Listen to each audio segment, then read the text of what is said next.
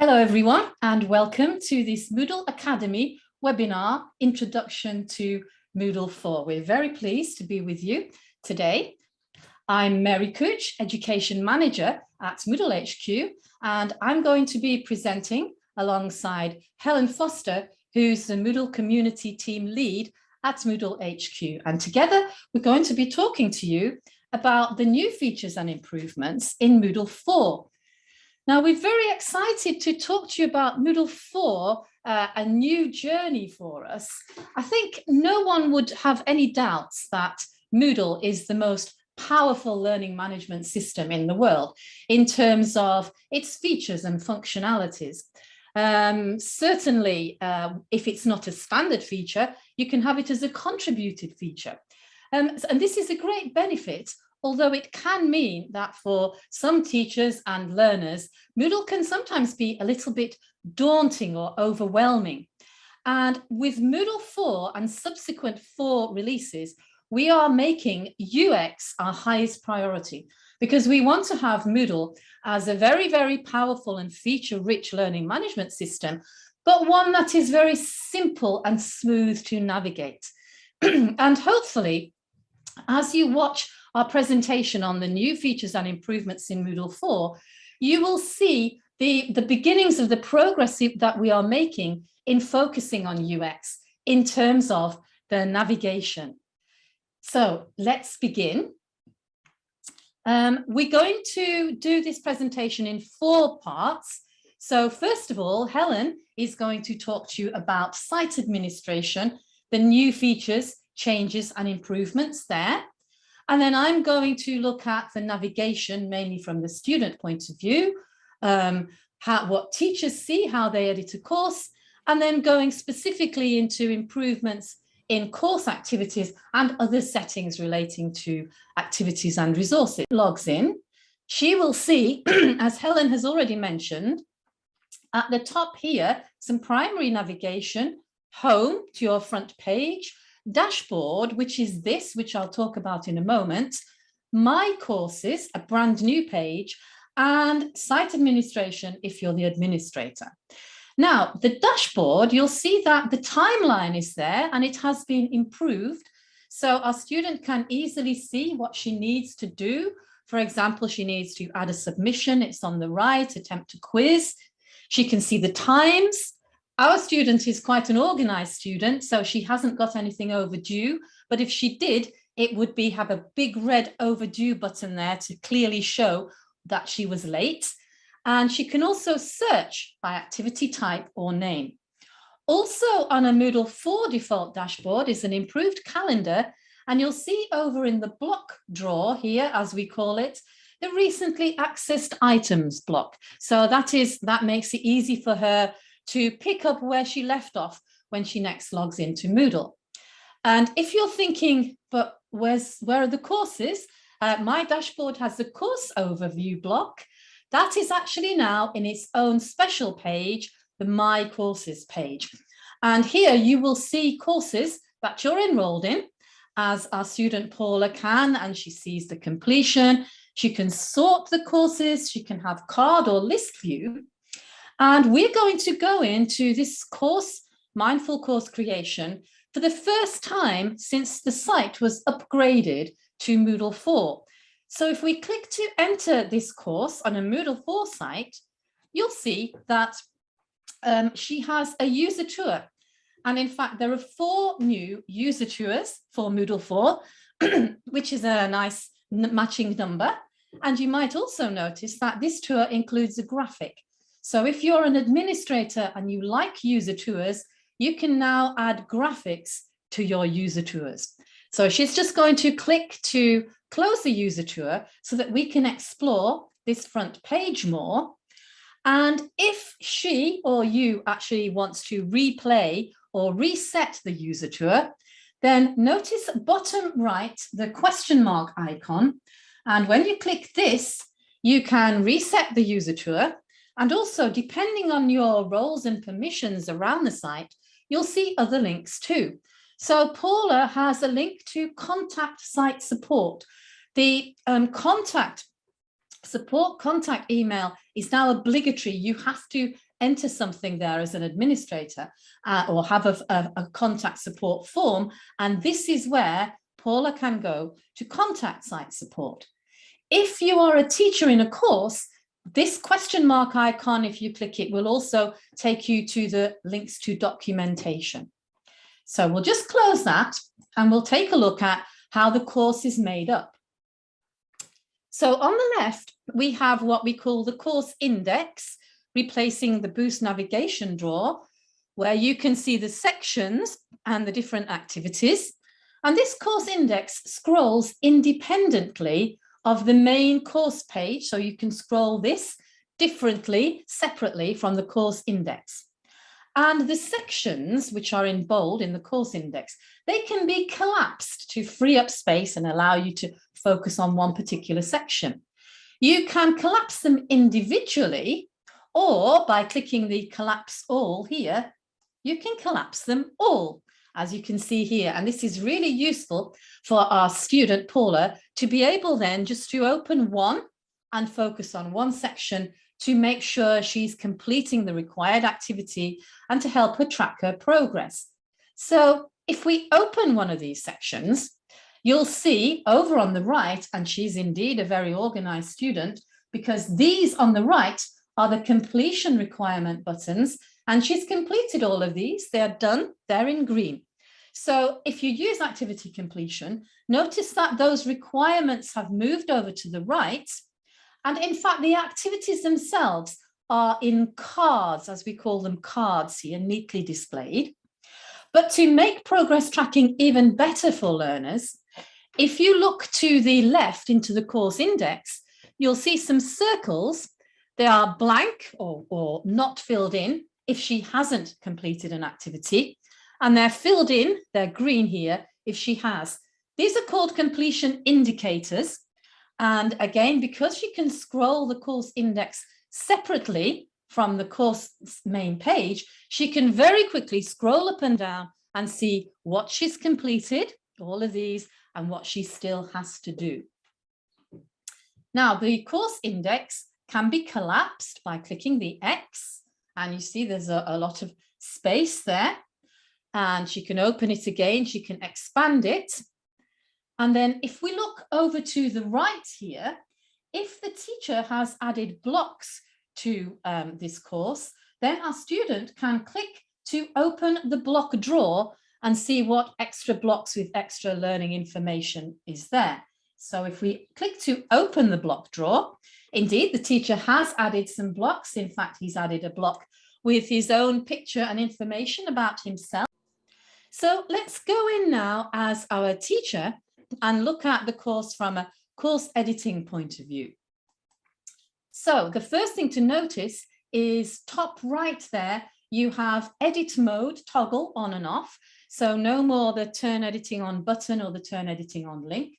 That's a very quick way of enabling editing. You'll also notice that we have just underneath the title here, course navigation. So the student has some of this. The student had participants and grades. Our teacher has more. So settings, that's where the teacher can go in and change, for example, the short full name of the course or the start end dates, grades, reports, and an important more link, which is worth exploring. So if we click the more link, you'll see this is where you will find the new improved question bank, which I'm going to talk about later, the H5P content bank, and a new link at the bottom here, course reuse. I wanted to point this out because this is where you will find links such as course backup, course restore, course reset, course import. They are all in the course reuse link. Okay. So I think we left our students, didn't we? We left our students looking at blocks. So now that our teacher has turned on editing or enabled editing, then he can click the block drawer and go to add a block. So you see in the block drawer, my number 1, add a block, he's already clicked it. Hence this block list is highlighted. And as Helen mentioned, don't be surprised if you don't see all the blocks you're expecting because of the new way of managing and not showing certain blocks in administration. But it's important to realize that if you use the English language pack, then the HTML block has been renamed to text block. This is to make it more understandable for teachers who think, oh, I don't know any HTML, this isn't for me. It is basically just a block where you can add text or images or media. In fact, the Your Teacher block here is an example of a text block. So we'll just leave that and we'll go back into the course. We have edit mode on, as you can see top right. And with the student, we were looking at the fact that you can collapse and expand sections. This is useful for when you want to move sections around, because you can move around by drag and drop. So for example, in the course index, if we simply dragged the Why This Course section, which is collapsed, we can simply drag it to underneath Mindful Teaching, and it's done. And you can drag and drop sections and activities both in the course index and also in the course central area. And in fact, something else which you might like, if you have a very long course with many activities, because you can scroll the course index separately from the course main page, if you just scroll and put your course index in the section or the location where you want to move something to, then you just find it on the course main page. You can drag it from the course main page into the course index and move it very quickly like that. And we still have the older way of moving things. So we have a lot of improvements in drag and drop. But if you click any of the 3 dots, you'll see that you can still click move there and you will be presented with the different sections and you can select where you want to move it there. And these options and the improved drag and drop also apply to activities as well. So for example, if we wanted to move this H5P activity, how mindful an educator are you, we can move it up and down in the course in the course main page, or we can move it from the course index or into the course index. And as you scroll down the activities in the course main page, the course central area, then they're highlighted in the course index, as you can see here. And if we click on an activity, let's click on this H5P activity in the course index, you will see that it opens up immediately in the course main area for easy access for the student to attempt it. And also from the teacher's point of view, you will see that the activity navigation is now present here. So having clicked into the activity, here's one way of accessing the activity navigation. Now, if you're wondering, well, how do I get back to the course page now? If you look at MCC 2022, that's actually the short name of this Mindful Course Creation course. And you just need to click the short name of your course and it will take you back to the course page. We're going to go back there. And in fact, we're going to scroll down in between 2 course sections because I would like to show you something else there. You will see add topic. So in Moodle 4, you can add a topic section in between other topic sections. You don't have to scroll all the way down to the end of the page, to the bottom of the page to do it. I think if you're using weekly course format, you do need to add them from the bottom because it would be rather strange to be able to add a week in between 2 other weeks in a calendar. But this is a very nice feature. And also, if you just look above there, add an activity or resource. This, again, at the bottom of each section, this is where you go to add activities or resources with edit mode on. And if we click, this is going to take us to the activity chooser. And we have new icons for the activity chooser. You'll see that they are colored and the colors represent the different functions of these activities. So for example, we have pink, which is for assessment, such as an assignment or a quiz. We have blue for content, such as a book or a file or a page. We have green, which I think is communication, chat, for example. And then collaboration in red, such as a wiki or a forum or glossary. So these are the standard icons with their colors. If you're using third-party contributed activities and resources, they might not have these. Also wanted to talk a little bit about assignment and a couple of improvements to the assignment activity. So if we join our teacher as he updates an assignment activity, you'll see that as well as the description, which we've had forever, there's now a new box, activity instructions. Now, previously, if you needed to give instructions for an assignment, you put them in the description and then they either displayed on the course page, which was a bit annoying, or they displayed as soon as the student clicked into the assignment. Now, however, if you complete them in the activity instructions box, the student will only see them when they click to begin the assignment, to actually start working on their submission, as we'll see when we look at this assignment from the student's point of view in a moment. Then if we scroll down this assignment editing screen, we come to another new feature, which is a time limit. So just as with the quiz, you can now set a time limit on assignments. You do need to have the admin enable this. It's not enabled by default. It's not enabled by default. The admin needs to turn this feature on in assignment settings, and then you can set a time limit. However, unlike the quiz, it's important to realize if you, as a student, if you go over the time limit, you can still submit. It's not going to cut you off and send it in like the quiz. You can still submit, but when you've submitted, your teacher will see that you sent it in after the time limit. You exceeded the time limit. Now, the next couple of settings that I'd like to show you, I'm using the assignment as my example, but they apply to other activities, not just the assignment. And so the next one applies to all graded activities, and it's perhaps my second favorite feature. And that is that you can now have a passing grade as an activity completion requirement. Now, before this, you've been able to have this for quiz, but now any gradable activity as a completion requirement, you can have a passing grade. This is something that we, in terms of the Moodle Educator certification, have been hoping for several years now.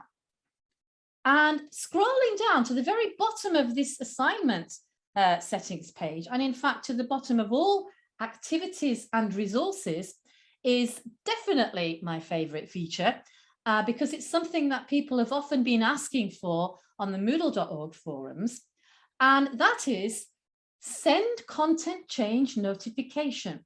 Basically, what this means is that when you add an item or you update an item, then if you tick this box, your students will get an alert, either a push notification on their smartphone or a notification on the web, that something has been added or changed with a link to go there so they can access it. And this is a very, very useful feature. So let's assume that our student Paula has just received one of these notifications telling her that the assignment she needs to do has been updated. If she then clicks the assignment and presses begin assignment, this is what she sees. So here you will see the instructions, the activity instructions, where she can start adding her submission. And over on the right, you will see the timer. So she's obviously just begun because the timer was set to 15 minutes. And that is what it looks like from the student's point of view. So we've looked at Big Blue Button.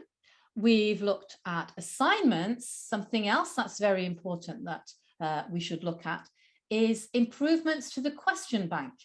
Now, if you remember, to get to the question bank in Moodle 4, you need to go to the course navigation and then click More and then click Question Bank. So we're going to go there now. And you should see some extra columns, which we'll take a look at. And just a reminder, as Helen said, the administrator can decide to reorder and even hide some of these columns. Now, status, ready or draft, if we take that one first, as you create a question in Moodle 4, as a teacher, you can decide whether to mark it as ready. In other words, you think it's fine for you and your colleagues to use immediately in quizzes, or set it to draft because perhaps you're not sure and you would like them to peer review it, perhaps to make a comment on it. And you'll see here we have a comments column where you can view comments on quiz questions. And to the right of that is a very useful column which represents very clearly, graphically and simply a very complex algorithm, or at least complex to me. This is needs checking. And this will tell you, based on the responses or the performance of students in certain quiz questions, whether your question is not very good and you need to adapt it a little bit, improve it, it very likely needs checking, or whether it's a good question, it's acting as it should, and it's unlikely to need checking. Facility index, discriminative efficiency, the admin has decided to show them here. They're not new, but previously they weren't as visible in statistics. It's now possible to make such columns visible to help people and to give them more usage. And in fact, in terms of usage, this column allows you to see how often your question has been used and where. And then if we move towards the left again, apologies for moving round, I want to look at assessment type. So assessment type is not a column in itself, but this is an example of what Helen was saying is question custom fields. So the administrator, upon requests of teachers, can create custom fields. So for example, when you make questions in this course, you can mark whether you think that they are more useful for summative assessment or more useful for formative assessment. And this is where you can see them in the question bank. And to the right of that, we have versions. So we now have question versioning. For example, if we look at this second one down where my big black arrow is, this has two versions of the question. So if we want to see the history of these questions, we need to click in the actions column, and then we click history. And this will take us to the question history of that one particular question, where we can see version 1 and version 2, and so on and so forth.